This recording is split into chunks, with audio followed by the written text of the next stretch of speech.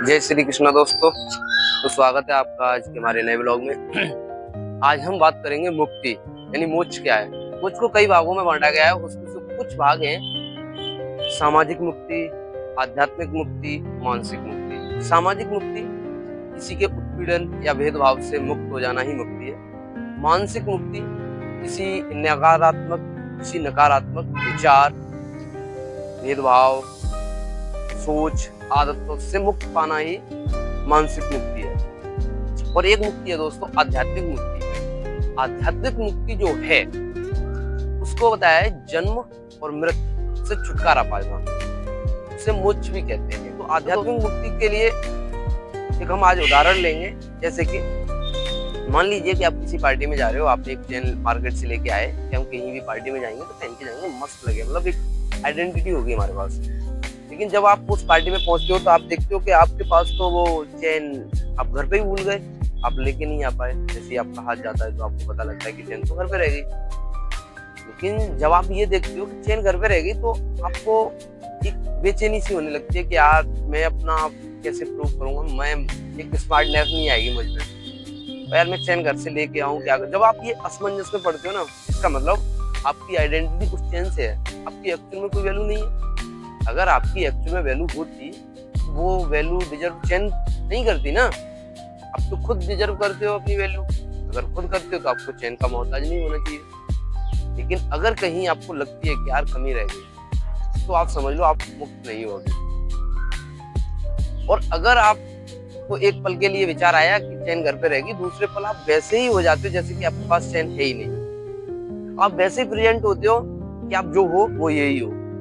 तब आप उस चैन से मुक्त, पहन के भी मुक्त हो, वो चीज होने के बाद भी उससे मुक्त हो। लेकिन जब किसी चीज की उपस्थिति होना हमें चैन दे, हमें शांति दे, और उस चीज का न होना में अशांति दे, तब वो फिर मुक्ति, हम उसके गुलाम हो जाते हैं, हम मुक्ति से दूर हो जाते हैं। अगर किसी वस्तु को पाने से पहले उसके होने और न होने से हमें कोई फर्क नहीं पड़ेगा जो, तो वही मुक्ति है दोस्तों देखो, मुक्ति के और भी कई उदाहरण हैं। और देखिए दोस्तों, मुक्ति का एक उपाय बताया गया है हमारे पुराणों में कि अगर कोई व्यक्ति निस्वार्थ भाव से सेवा करे तो मुक्ति को पा सकता है। ये भी एक माध्यम है मुक्ति को पाने के लिए।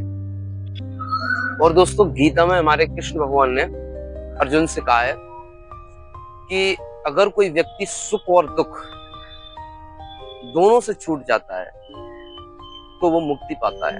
अब सुख और दुख से छूटना क्या है? सुख और दुख को कैसे छोड़ सकते हैं? जैसे मानो अगर आपके ऊपर कोई मुसीबत है, आप किसी नकारात्मक विचार के अधीन आते हो, आप पर कोई विपत्ति आती है, उस समय आप दुखी नहीं होते, उससे लड़ने का एक जज्बा लेके आते हो, तो आप फिर दुखी नहीं हो। अगर आपको कोई सम्मान दे रहा है, आपकी कोई प्रतिष्ठा हो रही है और आपको कोई फर्क नहीं पड़ रहा, आप मुक्त हो। मान, प्रतिष्ठा, सुख, दुख, इन सब से छूट जाना ही मुक्ति है। तो इन सब से छूटना भी आसान है अगर कोशिश की जाए तो। बोला था किसी चीज को छोड़ना है तो उससे जानना होगा। जैसे एग्जांपल लेते हैं, अगर आप मैथ का सवाल सॉल्व कर रहे हो तो उससे पहले आपको मैथ के सवाल को समझना पड़ेगा ना। आप बिना मैथ के सवाल को समझे आप उसे सॉल्व नहीं कर सकते।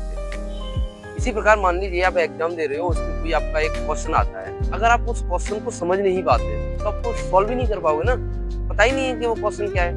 तो क्वेश्चन का पता होना, मैथ के क्वेश्चन का पता होना, तभी आप उसको सॉल्व कर पाओगे। इसी प्रकार जो भी आपकी समस्या, उसको जब तक आप समझोगे नहीं ना कि समस्या है क्या है, इसका मीन्स क्या है, या जो भी है, सम्मान क्या है।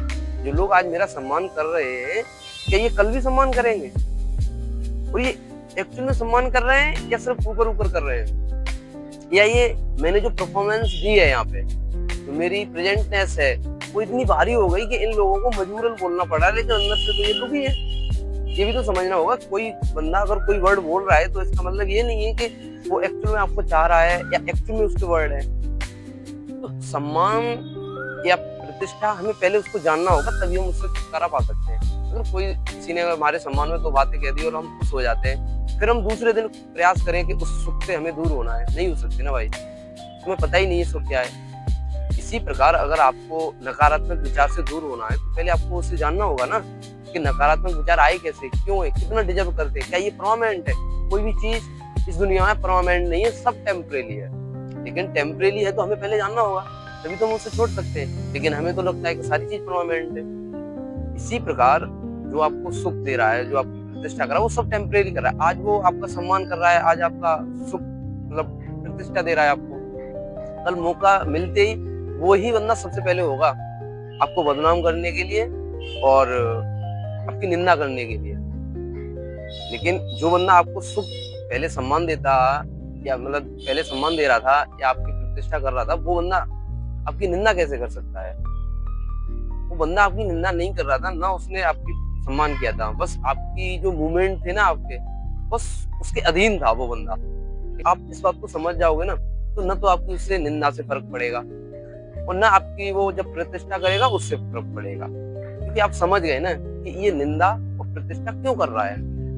वो तो जब तक आप किसी परेशानी को, किसी भी चीज को समझोगे नहीं, तब तक उसे सॉल्व नहीं कर सकते। इसी प्रकार अगर मोक्ष को पाना है, उसे छुटकारा पाना है, तो उसे समझना होगा।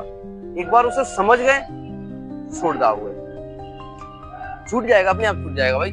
कोई चीज छोड़नी नहीं पड़ती, छूट जाती है। और जब वो चीज छूट जाती है उसे ही छोड़ना कहते हैं। जबरदस्ती छोड़ना तो मजबूरी हो गई ना भाई, हमने छोड़ी है, और छोड़ी हुई चीज कभी छोड़ी नहीं जाती। थोड़े उलझन वाले सवाल है, मैं एक आपको और बोलता हूँ। पानी के बिन हम रह नहीं सकते और पानी में हम नहीं रह सकते, दोनों बातें हैं। पानी के बिन भी नहीं रह सकते और पानी में भी नहीं रह सकते। तो इसी प्रकार ये संसार है, इसी प्रकार ये मोक्ष है। मोक्ष के बिन भी नहीं रह सकते और मोक्ष में भी नहीं रह सकते। तो गहरी बात है, थोड़ी समझनी पड़ेगी। मोक्ष को हमें समझना होगा। जिस दिन हम समझ गए ना, अपने आप छूट जाएगा भाई।